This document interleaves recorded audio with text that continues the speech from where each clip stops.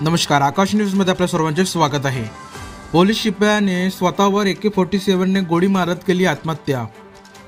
गोंदिया जिल्ह्याच्या नवेगाव बांध पोलीस स्टेशनच्या हद्दीत येणाऱ्या धापेपवनी गावातील AOP मध्ये कार्यरत असलेल्या पोलीस शिपायाने स्वतःजवळ असलेल्या AK-47 बंदुकीने स्वतःच्या डोक्यावर गोळी झाडून आत्महत्या केली आहे।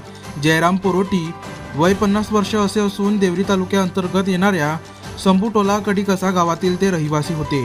दरम्यान जयराम कोरोटे यांनी कर्तव्यावर कार्यरत असताना स्वतःच्या बंदुकीने स्वतःवर गोळी मारून आत्महत्या का केली हे मात्र कळू शकले नसले तरी या घटनेचा तपास नवेगाव बांध पोलीस स्टेशनच्या पोलीस निरीक्षका योगिता चाबल्या ह्या करीत आहेत। विशेष बाब म्हणजे गोंदिया जिल्ह्यात मागील 2 महिन्यात ही दुसरी घटना आहे ज्यात स्वतः पोलीस शिपायाने स्वतःजवळ असलेल्या बंदुकीने गोळी झाडून आत्महत्या केली। त्यामुळे तपासांती खरे काय ते स्पष्ट होईल।